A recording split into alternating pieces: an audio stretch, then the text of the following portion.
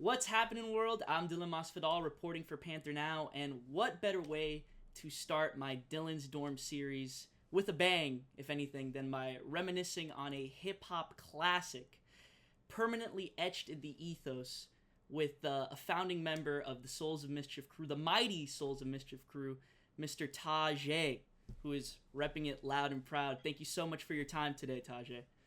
Thank you for having me. Of course, I mean, I know we were just speaking before I even turned the camera on, but you're currently at the studio recording a new record with Souls of Mischief. That's correct. Yeah, we're almost done, so we're adding little finishing touches, and it should be out soon. Well, I mean, it's been, I would say, almost 10 years since you guys have even put a record together. Is there anything different about it now? I mean, how's it felt to come back together as a group after, essentially a decade to finally put a new record out? Well, it's great. I mean, we always tour and work together all the time, but to actually be intentionally putting out a record is great. It's a different climate, but we're an album group, so we're trying to make a good album. I really wanted to be like, okay, if this is the first time you ever heard Souls of Mischief, boom, here, give it to them, and then you can do your homework and sort of go back. But definitely fresh, new, different than anything that we've ever done. But I think all of our albums are different, so it's definitely in keeping with the direction we'll be going in. Sweet. I'm glad we're talking about what you guys have been up to recently because just last year, you and the group penned entirely new verses over 93 Till Infinity, the instrumental on Red Bull Spiral. Yeah.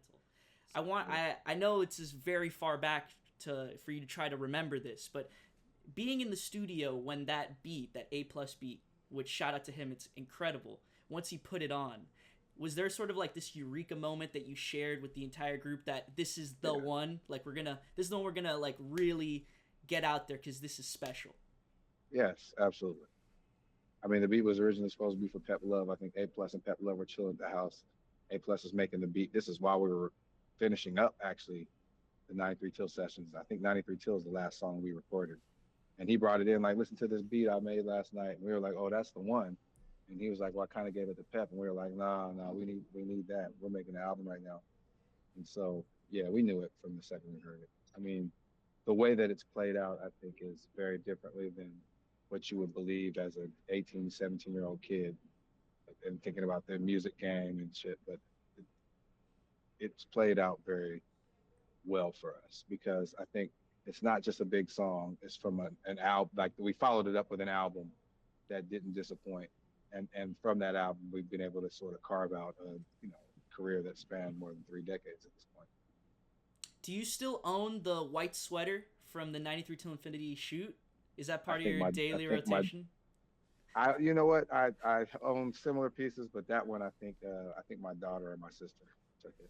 They're very lucky. It is those black and white shots, and you can clearly see that nice sweater. I think that's a Yeah, we had this growing up is like a preppy look, polo kind of yeah. prep school look that I think a lot of us would wear just to try to distinguish ourselves from a lot of our peers at the time. We might have been more into the gangster style, like, oh, okay, we're going for this preppy look, like I'm coming from the golf course or the tennis Yeah. class or something. Well, Festo had a great Oakland A's jersey on actually, which I thought that Yeah, was a I nice mean, but touch too. Yeah. it I think the fun thing about being a kid, I mean, and it's even now you see on TikTok and all these things, is that you experiment with different styles as you're learning your own personal style. So all those things are sort of in our quiver. I mean, I don't think that we all would go out all dressed like we're coming from a cricket match. You know what I mean? No, Yeah. together. Exactly. Like we would all have different styles. I mean, even in that video, for instance, I had the V-neck in one part with the Jack Purcells and the little Yeah. linen shorts and shit and stuff. But then the other part, I had on like Yeah. the Basque Sundowner Gore-Tex boots Yeah. and the jeans and the Woolrich, shacket. So I was like, Yeah. okay, well now I'm in the outdoors, I'm in the mountains. Let me throw on the mountain man hip hop fit. It was great. I think actually the variety of locations in that video is another part of it that makes it so iconic. And your screen wipe at Yeah, the beginning where you do the little like yeah, the wipe it to the next talent shot. white. That Yeah. was one of the early technologies that Michael Lucero, who actually has passed away, but he was the director of that, and the talent wipe was a big part of that. So there's a lot of that scoring across the screen and the scene changing, which back then what took an intense amount of digital editing and moving pixels and all this type of stuff. And now you can probably do, I mean, we know we can do with our telephone. So Yeah. it was a technological advancement that he wanted to take. We didn't really even understand it when we were filming it because you don't know how it's going to end up. But it was something new then that I think also carried the video because that sort of wiped you from one place to another, right? Yeah. It transported you each time. Very George Lucas-esque, if anything. If we're talking Jedi references, which are on the album, Yeah, he does do the yeah, little wipes exactly. The over. lightsaber goes Yeah, across the lightsaber goes across it, and you're on it in a different place. Yeah, it's very cool. exactly. Well, alongside Souls of Mischief, you guys laying the foundation for alternative rap music in California, there was another legendary group known as the Far Side that Hmm. just 2 years later with Bizarre Ride to the Far Side were laying foundations for that subgenre in the culture and in hip hop in general. In general, Yeah, Bizarre Ride came out at the same time as us, but it came out in either '92 or '93 actually. I would say, yeah, I would say if it wasn't the exact same year, at least a year before, possibly. Yeah, yeah. Which sonically, you guys did share, a lot of similarities when it came to jazz instrumentation and very sample Hmm. heavy production.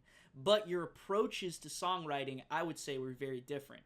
I mean, while they embodied a more sort of loose b-boy attitude, similar to like Run DMC or the Beastie Boys, I would say Souls of Mischief, you guys kind of were emulating ultramagnetic MCs, or almost like Stetsasonic, or as you say, like Freestyle Fellowship and other California like legendary De La groups. too, De De La La, Tribe, sort of group dynamic stuff. Yeah. exactly. Leaders, Das Yeah, Effects. yeah. Jungle Brothers. Yeah, all that, Yeah, all that. I think the Far Side, their driving, sort of, their driving force was fun, right? So yeah, it exactly. was lyrical and lyricism, the gymnastics and all that, but Hands down. topically and the way they attack the microphone is from a more fun perspective. Exactly. Then I think we would kind of be more serious and regimented, like move like a unit type, like a Yeah, of course. military esque kind of And thing, that right? that's Where what I was trying to mention. Where with you guys, there's this sort of very like palpable competitive atmosphere. I believe that's permeating through 93 till Infinity. And I wanted to ask you, is that the best way you would describe your mentality in the recording booth during those sessions? Like you guys sort of like, oh, you're gonna go here in your verse. Well, I'm following you up. I gotta go here. Like there's no like dragging. Like we're gonna like carry your weight. Like you have to come with the verse that's just as good as everyone else's. Yeah, I mean, I think that's the impetus behind all of it, and it's not when we think about friendly competition, it's not something where it's like I got to beat this guy. It's more like, oh, I know how he's going to come, so let me make sure that my stuff is correct. Yeah. So it wasn't sort of conscious competition between, and also the conscious part was I don't want mine to sound like his, or he used that style, I'm going to use that style too, and freak it. So, but the competition wasn't I got to outshine these guys. It's always like, well, I know this dude's coming with his A game, so let me make sure I bring my A game too.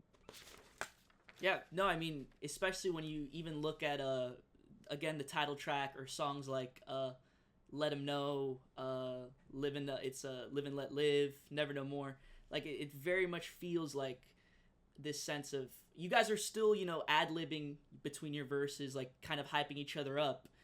It's kind of like how Busta Rhymes describes recording scenario with Leaders and Mm. Tribe Called Quest, where it's like when he does that part in his verse where he's where he's like trying to like push through everybody because you have all these Hmm. like quality talented MCs, and then he has to like kind of force his way or push his way like to the front of the microphone so people can hear him. I think with you guys it's not that serious, like where you guys are like talking over each other, but it's like, well, it's my turn, so you guys are gonna get another memorable verse or another different or a different kind of style that's just as good as the one you heard before. Yeah, I mean, we definitely trying to push ourselves. I think you look at Busta Rhymes. I think that's his sort of what's driving him is doing that on every track. I mean, Busta's on your song, it's a Busta song. Yeah. So I think that he has that driving force within him. I think Casual is a lot like that in our crew too. Just like, all right, I'm about to kill this shit. Watch out. But I think with Souls, we move like a group. Like it's like a watch, like an automatic watch or something. So there are different pieces that do different things. So trying to be different was just as important than as trying to be quote unquote better, you know? Yeah. Like, okay, he came this way. If he zig, I zag, etc. But not so far that it ruins the continuity. That's So, dope, oh, man. I mean, that's what we wanted from it, right? It's just yeah. for people to get that feeling. Well, I'm gonna quote you here, Tajai. So my apologies if I don't have your really good and legendary cadence and way of putting words together. Message recorded, lessons be stored in. This mental core, it's like lentil porridge. Now afterwards you say nasty, which is a diss to lentil porridge, I'm assuming. Which again, I hope you've. I'm a lot older now. Yeah, I love lentil lentil porridge is porridge. super Some good good. dal, you know what Yeah. I'm saying, or whatever. Yeah. But as a kid, I was a kid. I was 16, 17 when I made that. Fair point. Yeah, I personally love lentil Palate porridge. was not as refined as now. Exactly. But that's exactly. I was like, okay, what's the grossest thing that I can think that rhymes in this rhyme scheme? I think it's a great choice too because it adds to. And I was basically saying like, you say message recorded, lessons be stored in this mental core is like lentil pour is nasty. Basically saying like, the universe has been giving me this ill message. Yeah, of course. But I'm gonna supersede it, kind of thing.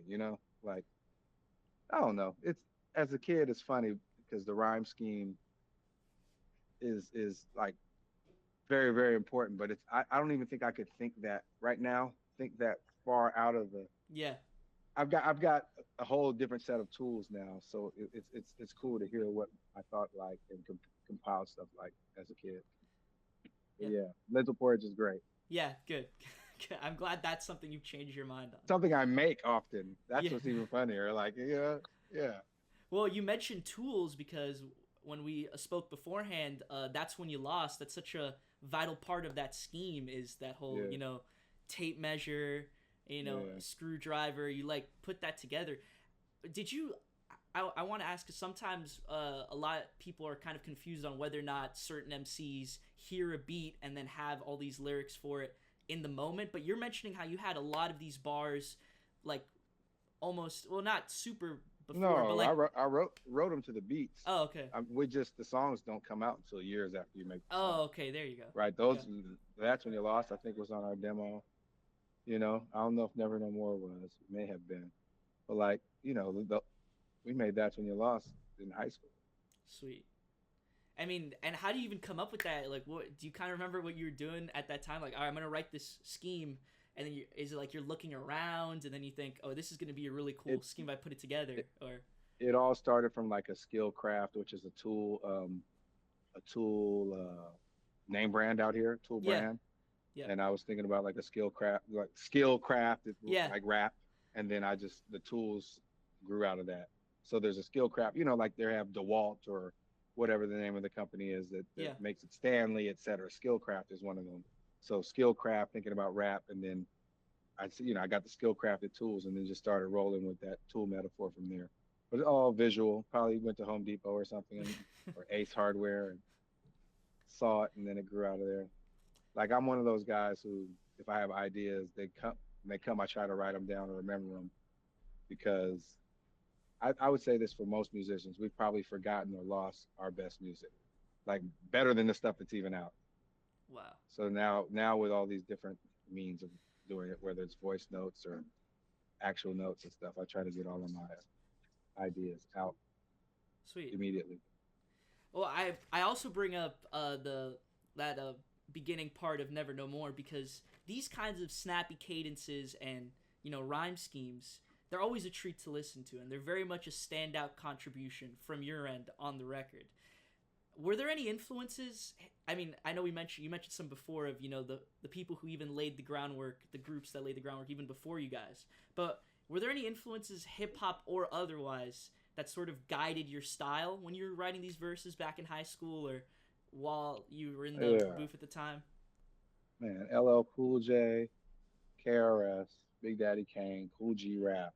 Yeah. Public Enemy, De La Soul, Nice and Smooth, UMCs. Yeah. It's a lot of Kwame, Kwame. I think his name is Kwame. Yeah, that's a classic. Yeah. I love that track. All that. Like the reason why people love our period of hip hop it almost has to do with the period right before it. And I think the period right before it gets overlooked, or that's the golden age because everything they were making was just completely different from before.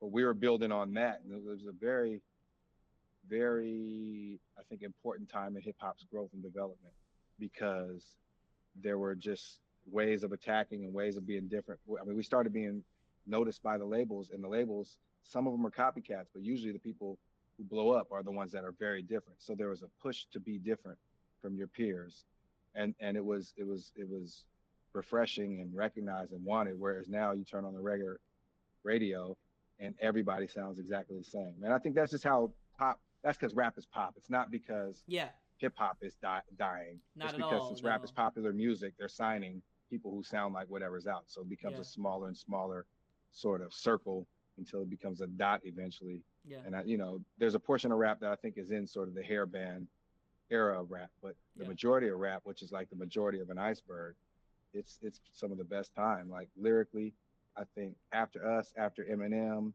after certain rappers, the level of construction and complexity everybody can understand. Whereas before, only people who were sort of immersed in hip hop could understand. When Cool G Rap maybe rhymes 5 syllables back to back, all they hear is the last syllable. yeah, Whereas everybody else can hear all five. And I think really we got to credit Eminem for making that sort of a household ability, right? yeah, Because I think before, like we're rapping in plain English. We're not rapping super slang or whatever, but it yeah, just for whatever reason, people had difficulty understanding and comprehending a lot of times what we were saying, even though it's all like plain English. But I think with Eminem, because his vocal cadence, the fact that he speaks like a white guy from America, yeah, you know what I mean, though, so the majority can really understand where he's coming from. They really started to be able to follow these multi-syllabic rhyme schemes, and so I think that made it so that the quality in rap is way better now than it was when we were young. yeah, And I mean, when you think about grime and when you think about dance hall and all these different genres that are pushing the envelope lyrically and stylistically too, I think a lot is going on. Like we're in one of those same important periods right now, but you kind of got to dig below the surface. And there's so much like chum and just debris at the surface. yeah. Sometimes it's hard to dig below the surface.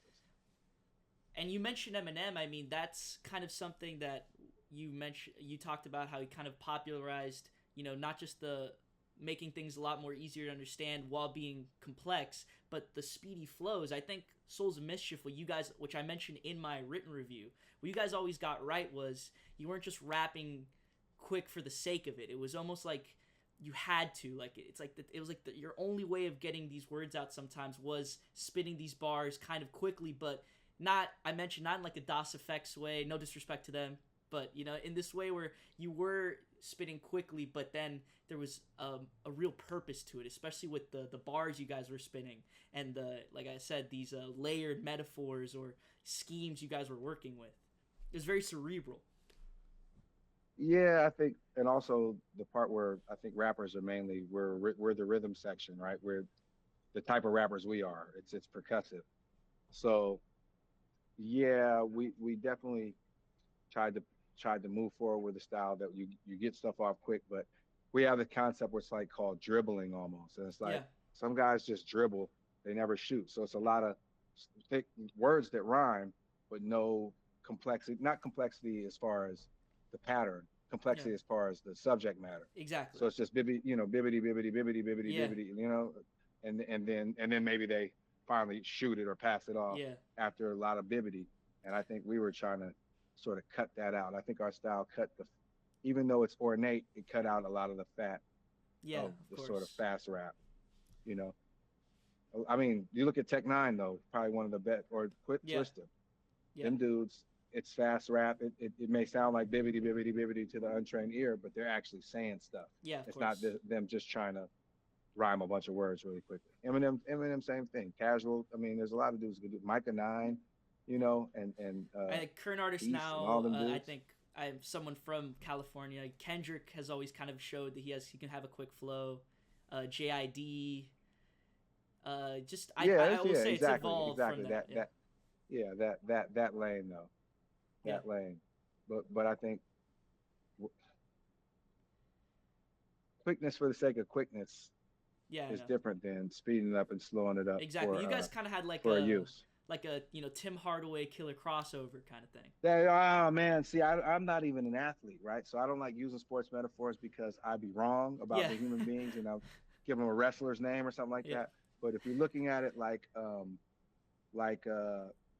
a basketball perspective, Yeah. when we speed up and shift, that's all like a crossover or a Yeah. move towards a fast move Yeah. towards the basket.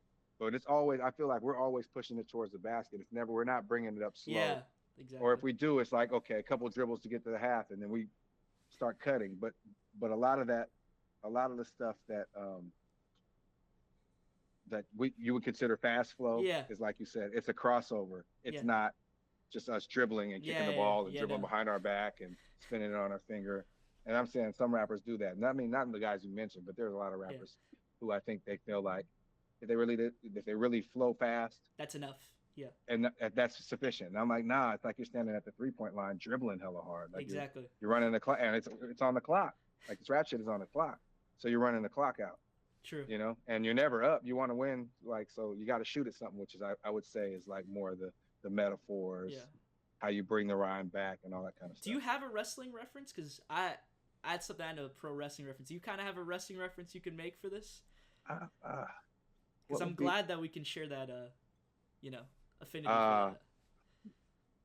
I don't think, well, wrestling is, it wouldn't be a physical thing with wrestling. It would be like the part where you almost got the guy down, Yeah. and then you start getting the crowd to, Yeah, exactly. like you're about to do Getting your some signature heat. move. Yeah, playing to But the you're crowd. trying to get the crowd to make the noise before you do the signature move. Yeah. That's pretty good. It's that plus the signature move. I think that would be No. when we use it. It's like a turbo button, Yeah. but it's not like we're playing on turbo. Like that's never been our thing. Yeah. Like we might do a song on turbo, but we don't play on turbo. There's certain rappers who they're just like, if I press this button really fast, it looks like I'm doing hella shit. Yeah. But excuse my language, but but it's really okay. just you doing the same chop over and over and Yeah. over and over and over. Yeah, you guys are definitely working on a more like prime Bret Hart, Ric Flair kind of style for sure. I think so. I'll give Somebody you said my rap style makes them want to snap into a Slim Jim. So maybe I'm more of a Randy Savage macho man. Yeah. That's good. That's a great one too. I mean, he had some classics, him and Steamboat specifically. So that's good. That's a good comparison. Dragon. So kind of closing it off here because I really wanted to hammer home this last point. I mean, on Till Infinity, the 2014 documentary that to the audience out there, you can watch it full on the Souls of Mischief YouTube channel. It details the musical journey of that album and kind of how you guys came together as a group, getting signed to Jive, and then essentially going song by song on how those tracks came to be. But if you notice, there's a lot of talking head interviews from hip-hop legends and originators, some that we've discussed today, and that would range from Shock G from Digital Underground, who's a West Coast act, to Phife Dawg, who's an East Coast act from A Tribe Called Quest, just showing their admiration for what you guys did. Was bridging the lyrical gap between the West and East Coast one of your main focuses, or sort of like an end goal that you wanted to accomplish on 93 to Infinity? I'm going to say this. There is no lyrical gap between the West and the East Coast. Got it. The only people that were getting marketed and promoted and signed from the West Coast were gangster and pimp rap because that was sensational and what was hot. Like everybody doesn't want to do the indie art house flick. Some people want the action flick. Yeah, and more people want the action flick, right? So there's never been no, and that's, I think, what's really frustrating is that the West Coast is seen as lyrically subpar because of the acts that they were promoting. Yeah. Either had a more laid back or different style or weren't as complex.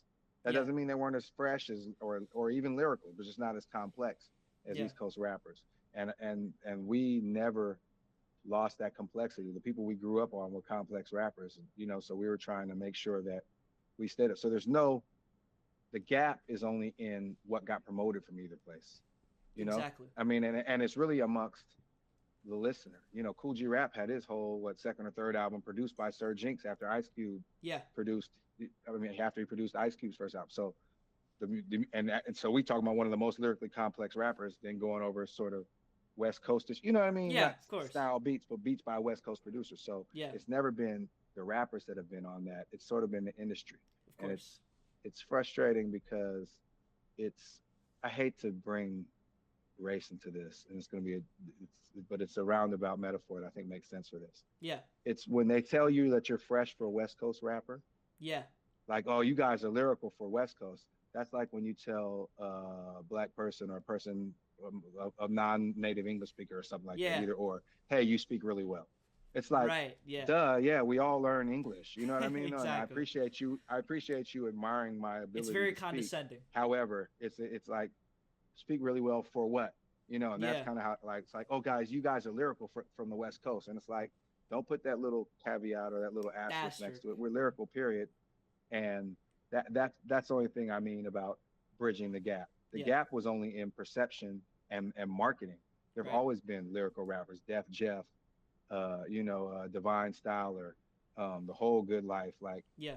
there's always been lyrical You mentioned rappers from Freestyle the Bay, et Fellowship. cetera. They were doing Yeah, all them. things Yeah, yeah. that especially with the live But still, the pool instrumentation. still ain't gotten to, yeah, pool still ain't gotten there, right? Yeah. No. Because it was vibe inspired. But like, You guys too, and the Far Side. I have to give credit where credit is due there. I mean, oh man, we just came off tour with the Far Side and Cypress Hill, and I'm talking about we were rocking out. yeah. That was a serious tour. Like they'd be killing it, but their music is so fun and makes your body move and stuff. It's a whole different experience. Like the Yeah. three different groups were a very different experience from each other. It was a good Do tour. you feel like there's still Yeah. that? Sorry, I didn't mean to cut you off there. My apologies. Oh no, I was Yeah. just saying that's what I Yeah. mean by the gap, the Yeah. lyrical gap. It's like, oh, come on, we're not fresh just for Yeah. West Coast rappers. We're fresh for rappers. We just have our accent is like this because we're from here, Yeah. or we use this vocabulary because we're from here. Yeah. But it's like that you speak really well for a black guy thing. Yeah. Like regular English isn't taught on all television shows, Yeah. in all books, Exactly. at every school, Yeah. etc. So if somebody speaks quote unquote poorly, it's probably regional or accent or just household basis. But none of the people who even are inarticulate, they Yeah. all understand everything that everybody's saying, Exactly. right? They're not. Yeah. You don't have to speak in a pidgin or slang Yeah. to make the average dude who speaks that slang understand what you're saying. No. And that's what I mean about the rap. Like lyrics and complexity and all that is not an East Coast style. Yeah. Hip hop is that, and then what was popular from the West Coast was just less complex. Musically more complex a lot of times, Yeah. but lyrically less complex. And I wanted to, I mean, just follow up on that. Do you feel like that sort of like negative perception that you would say is still around today? Or do you feel like it's kind of been long enough to where guys can finally go, no, it does not matter whatsoever what coast you're on, even whether it's, Southern hip hop or other regions, that guys can spit anywhere? Or like, like we have artists, male and female artists, that are just killing it no matter what, where they're from. It is, but I'm glad you brought up female too. I think it is, but there's still that weird asterisk. Yeah. For when they do with a female rapper, Yeah. first of all, even calling them female rappers, but then second of all, like, oh yeah, she's the dopest female. Like, Yeah. why are you putting that modifier on? Exactly. And the guys that usually are saying that, they're not as good as her. You know No. what I mean? Yeah, it's no, of all, course. so why are you putting that modifier on her? And I think that's the same still.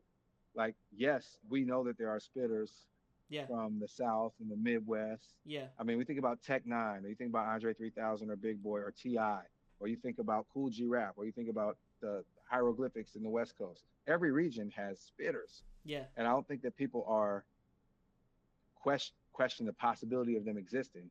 However, spitters from any region that's not New York are placed with an asterisk still. No, I mean, look at. And it's really weird, but it's not Yeah. as pronounced as it used to be. But there's still that little asterisk. This is a shame because I mean, especially from Los Angeles, you have Yo Yo, who I think was fantastic on Ice Cube's label. I think in the early '90s. Then Man, there's so many sisters. Lady killing it of right Rage. now. Yeah, Rage. Yeah. Come on. And even from the I UK, mean, you have Little Sims, who I think is actually one of the Little sharpest, Sims. like pens in the Lioness, game right now. Dude, there's so many dope grime rappers and underground UK rappers. I mean, but it's even the same thing there. You see the UK, and it's, oh, you're a UK rapper. Yeah. And these dudes are styling, they rapping, they're rhyming over beats, which makes it rap. It may not make it quote unquote hip hop. It may be grime or jungle, whatever. Yeah. But if you're rhyming over beats, that's rap music. That's rap period. music. Yeah. Right. No matter what type of beat, and dude, some of the illest spitters be from overseas but they get that, oh, he's dope for a British guy. You know, when you think about Yeah. Kano or you know what I'm Wiley. saying though, Wiley or any of them Yeah. dudes, like they're dope, period. Yeah. But they get, oh, they're grime rappers. So there's always an asterisk. And I mean, it comes from, hey, the New York originated it. And so, in a way, on a meta level, they can say, well, anything that's not that is a copy. Yeah. So there always, I guess, will be an asterisk. However, the part about female MCs been down since day one, right? Exactly. You know what I'm saying though. So MC to then Light, try to, Roxanne. I mean, Yeah. prior to them though, you know, the there's so many. Man, I'm drawing a blank, Yeah. which Yeah. is that's Of problematic too. But I'm course. saying from the Funky Four plus one more, you know, there were women from the beginning. So to be putting that asterisk next to them says more about how the culture is not as welcoming and and promoting women MCs and Yeah. stuff than it is about them not being from the original form. Whereas if you're saying he's a dope West Coast MC, he's a dope UK MC, he's a dope Midwest MC, they can almost say that because New York has the original form, Yeah. you know. But in the case of the women, that doesn't count because women have been there since day one. Exactly. I Yeah. mean, let's talk about a group that did welcome you guys and definitely did not want to put that weird look on West Coast hip hop. Tribe Called Quest did have you guys on the cover of Midnight Marauders, which I'm sure was a very important thing for you guys to achieve during that time. Would you say that was maybe not something you were thinking about during that time, but this sort of milestone that you felt you kind of needed? I mean, even though you're already so young, around 18, 19, that you like sort of solidified you guys already amongst like the I, pantheon of hip hop once you guys were on that cover? oh man, we didn't know hip hop was still underground. Like Tribe was going gold, but they were one of the biggest groups in rap, right? Yeah. But hip hop was still underground. But for what it means now, like at that time, of course, it was a milestone to be recognized by your peers and also be etched in sort of actual artifact, right? That Yeah. that continues forever. It'll be on Yeah. T-shirts, posters, billboards, etc. But at the time, it was just like we didn't realize how important that was to a lot of people accepting us and showing like East West Coast solidarity, Yeah. older generation, younger generation solidarity, all these different things that now in hindsight we know are super important for maintaining and propagating the culture. But at the time it was just like, oh, that's love. Hell yeah, thanks. And we were label mates. But I mean they asked for us specifically, but we were label mates too. So it made it an easier thing to do. But so I wouldn't call it it's a milestone now in hindsight. Yeah. But at that time it was just something like, oh, we're being recognized by our peers. That's great. Good. I mean, and I could tell you, especially because that's '93, which I feel is such a great year for hip hop. I mean, your album, 93 to Infinity, you have Midnight Marauders came out that year. Wu Tang dropped Enter the 36 Chambers that year as well. Doggy Style came out that year. Dell dropped No Need, I think No Time for Yep. Alarm or No Need for No Alarm need that for year. alarm. Just, I think De La Soul dropped Balloon Balloon Mindset. Mindset, which is my Yeah, favorite of their yeah, discography. Just, it's very important to see how just that, even I know hip hop, you have to look at it spanning so many years, but just that year where you have just so many classics come out, and then you guys, they're that like synergy or that sort of firm handshake between the East and the West, and then kind of making the statement of there is no East and West, right? It's hip hop is universal. I feel like that's very important. yeah. Oh no, it was a great time. Very important time. I think 88, 89. And Chuck D said something about every 5 years there's a revolution in hip or a generation in hip hop. Yeah, And I think 88, 89, like those records that came out that year. I mean, but then you think about 86, the records that came out that year. yeah, Hip hop is a young and I think rapidly evolving creature. And now that we have this hindsight of having half a century of this stuff happening as far as recorded, we can sort of see these shifts. But at the time, it's just like you're being of the times, right? You don't know that you're making these sort of future changes that are going to be lasting in the future. And I really feel like we're in that time right now as well. Just with the advent of all these other genres, whether it's Afro beats, drum and bass, what are they calling it now?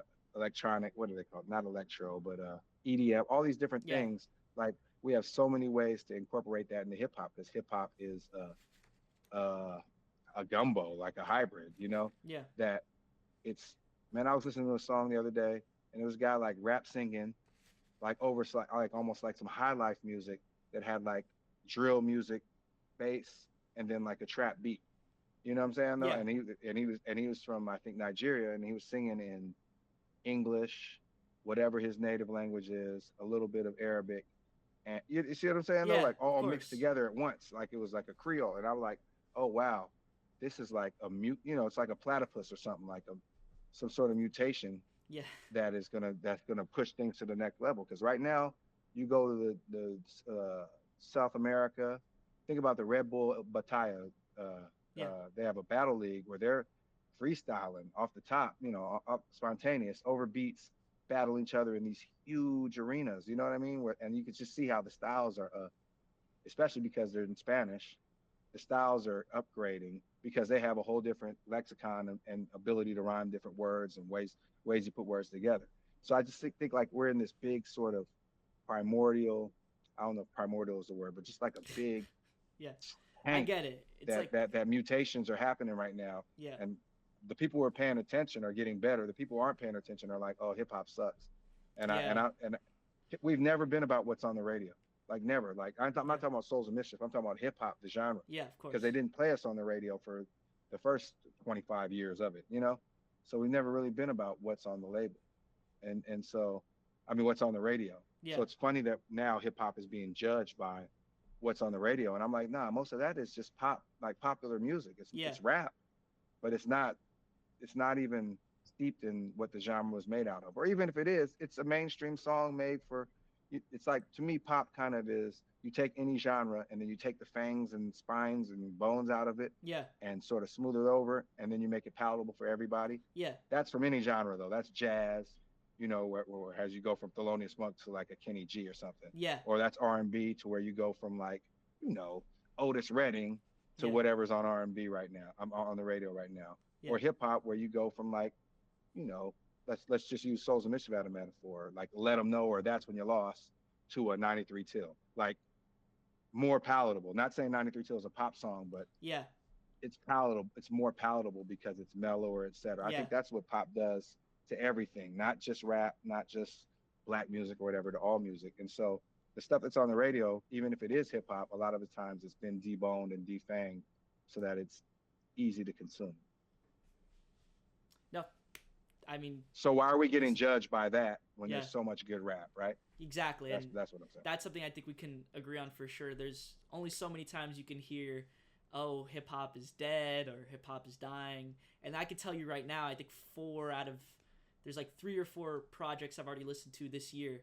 Hip hop projects are like some of my favorites of the year, whether it be Schoolboy Yeah, Q, incredible. Rock Yeah, Marciano, Mac Hami, yeah. Boldy James, and Man, Conductor Williams. Cavalier, Cavalier, that was, Cavalier. yes, that is a great Yeah, record that I yeah, forget the name of it now, but there was some great. I'm glad it's getting a lot of love. There was some great tracks off that too. So yeah, yeah. I'm glad. I'm glad that that's just a thing that especially a originator and a purist as yourself can recognize that, and we can all recognize that it's never going to be a matter of whether you think the mainstream side of the genre isn't good or isn't as nice as it used to be. It doesn't matter. It's always been, at its core, it's very underground, kind of like you really have to Yeah, dig and the deep to pop find. stuff, Yeah, and the pop stuff was pop, and that's cool too. yeah, You know what I'm saying? And it's okay that somebody have a whack song and not be a whack artist, or yeah, we know there's label politics and stuff like that, yeah, right? exactly. But hip hop in general has not been like, yeah, let me turn on the radio and see what's on, unless it was like a mix show where you knew you was going to hear some new stuff. Yeah, Like it's never been something where it's like, yeah, these top 10 songs, everybody loves these songs. They're the only ones out. Nah, everybody used to be like, what, have you heard this? You heard the new this, da da da. And now, because of the pipeline is so large, there's so much good stuff that to sit around and complain about the mainstream hip hop is almost like, what are you doing it for? Is it for attention, or is it because you really don't love hip hop the culture or something? yeah, Why are you complaining when there's so much good stuff? It's like being at a amusement park and complaining about the line, and the line isn't even for one of the better rides. It's for like, the teacups or the bumper cars or something. And you're like, oh, yeah, this line is so long, this sucks. And you're like, dude, look, you're at an amusement park with all these other rides that are way scarier and yeah, cooler, and you're sitting here complaining about the bumper car line. yeah. And so why are you complaining? What are you really saying? Yeah. I'm not really usually I'm not really into hip hop that much. I only hear what's on the radio. Yeah. I'm a square. I only listen to what's on the radio and watch what's on TV. I don't go to Yeah. shows. I don't dig. I don't do any of that kind of stuff. Or I'm just mad at everything. And I think society in general is not what I Yeah. thought it was as a naive child. Yeah. And thus I'm angry at everything's worse than it was in the past. You know. Yeah. But all those are like they're saying something that I don't really want to hear. So Yeah. I really feel like hip hop is in a great gestating period right now where a lot of the stuff that's going to come out is going to be incredible. Just the state of the world, our understanding that songs can actually make a difference and change people's perspectives, our way of communicating with everybody. I mean, you look at the Israel Palestine conflict and all that, and the kids making rhymes and talking about what's on the ground and being, I mean, rap is therapeutic. But I'm saying even in war zones, kids are using hip hop to express themselves so that they can survive. And I think that's really what the basis of the entire culture was. Like, okay, we're from this sort of bombed out, destroyed area. We've been neglected. We're latchkey kids or whatever. Our parents are working, etc. We're either going to be into something negative that is eventually going to end in our death or incarceration, or we're going to do something positive, and be able to resolve conflicts and puff our chests out for something else. And the kid said, yeah, let's create something that that keeps us alive and sustains us.